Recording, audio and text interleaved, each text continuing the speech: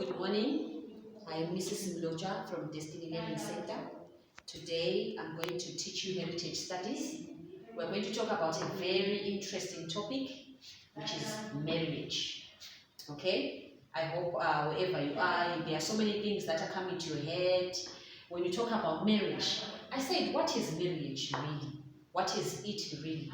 Is it about the food? Because the moment when I say marriage, someone is thinking about the food that you're going to eat, the 7 colors that you're going to see on the plate, talking about the dishes. Is it about the decor? That nice decor that they've put, the nice chairs and everything. Is it about the dress? We all want to see the woman, we want to see her, sititina umakoti. We want to see, is it about the dress? Is that what marriage is about? Is it about the nice suit that that man is looking for? I want to tell you something today. This is not marriage. I want us to get into the deeper meanings of what marriage really is. When you say you want to get married, this is what I want to tell you about. What is marriage really? This is not marriage. Whether there is food, even if there is no food, even if there is no decor, even if there is no dress, even if there is no suit, you can still get married and say, yes, I am married. Today I want to talk about the types of marriage. That's what we want to talk about.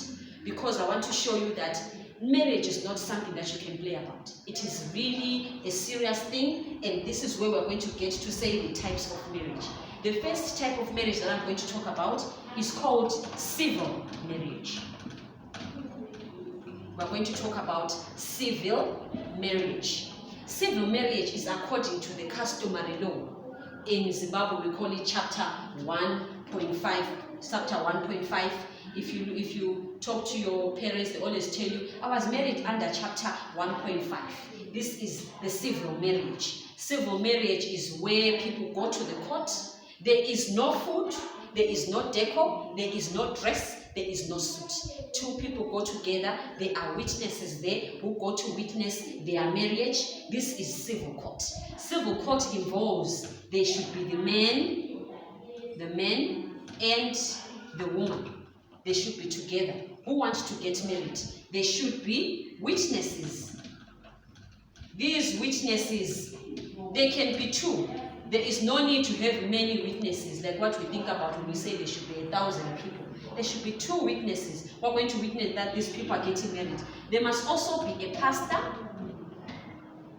or a priest or a magistrate. If these 3 are there, there is what we call a marriage. Despite the fact that there is no food, whether there is no decor, there is no dress, there is no suit. This woman can wear the dress that she normally wears. She can just wear anything. The man can wear anything that he wants to wear, even if it's not that special suit that is going to be sewn by a Nigerian man. They're still going to come back and have their civil marriage. And also, when we are having a civil marriage, there is something that is very, very important. That thing is called a marriage certificate. There should be a marriage certificate. This marriage certificate, this is the proof. It is proof that shows that the man and woman are married. So when we talk about civil marriage, if you say you want to get married, you're not going to think about the food, the decor, the dress, or the suit. You're going to think about, this is what we call marriage. When there is a man and a woman present, there are witnesses there, a pastor, a priest, or a magistrate who is going to make them sign what we call a marriage certificate to prove that these 2 people are married. Also, why is a civil marriage so important? Why should someone say, you can say today, I want to get married. I said, I want to tell you what marriage really is. If you say, I want to get married under the civil marriage, this is something you should be thinking about. What are the benefits of getting married under the civil marriage? There should be benefits. You cannot just do something without knowing why is it so important to get married under the civil marriage.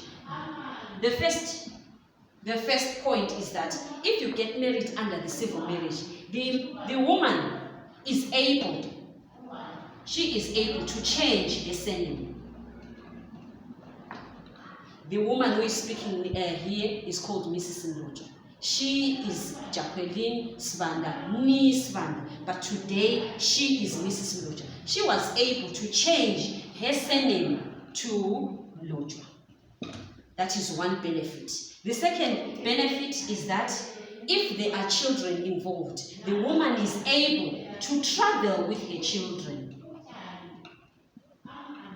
She's able to travel with her children. Remember that the children here, they have a different surname from the woman. The woman is able to travel because she has changed her surname. She's able to go with her children anywhere else. And also, if you get married, both the man and the woman can travel together.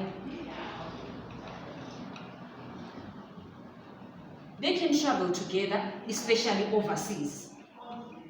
Let's say the man has gone to UK and the woman is here in Zimbabwe. She wants to go and join the husband. If there is a marriage certificate, which is proof, they are able to give her and allow her to be able to join her husband overseas.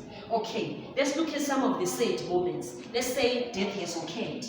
If death occurs, we know that death can happen anytime. If death occurs, the woman is able, she is able to claim properties. She's able to claim properties that herself and the man were able to have during their time of marriage. We have had instances that maybe the man passed away, he had many businesses, and maybe the woman was not working. She is able, by using that marriage certificate, she is able to go through anywhere, any passage, and be able to claim whatever properties that the man had. This is not only the woman who is able to claim, even the man as well. If the woman dies, the man is able to claim any properties under himself that the woman had under herself. They are able to claim, and these properties belong to the two of them. So if you look at civil marriage, if you talk about marriage, this is one type of marriage that a person can have. And another important aspect that I left out under civil marriage is that civil marriage involves one man and one wife. There is one man and one wife under civil marriage, which means if something belongs to the man, those properties will automatically belong to the wife, because due to the civil marriage that they are able to claim using the marriage certificate. Remember, the pastors and the priests, they are able to help them to sign this marriage certificate so that it is proof wherever they are to show that these two are joined as one. I hope you managed to understand the civil marriage. Now we want to go to the second marriage, which is called the customary marriage. This is our second customary marriage. Remember, I said today I would love to assist you to talk about what is marriage really. We are not talking about the decor and the dress, but really talking about what marriage really is. Another type of marriage is called customary marriage. Customary marriage is exactly the opposite of civil marriage. Customary marriage involves one man, but this man can have many wives. We have a term called polygamy. When you talk about societal issues, we find a man who has many wives. This was done way back, but it is also practiced now in other families, where you can find a man having many wives. It can also be one or two or three, depending on how the man is able to provide for these women. Also, under customary marriage, there are no witnesses involved. No witnesses are needed. Here, under the customary marriage, we said that there is no magistrate. There is no need for them to go to a court.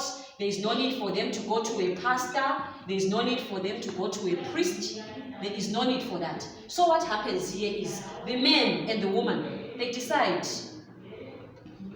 decide to stay together.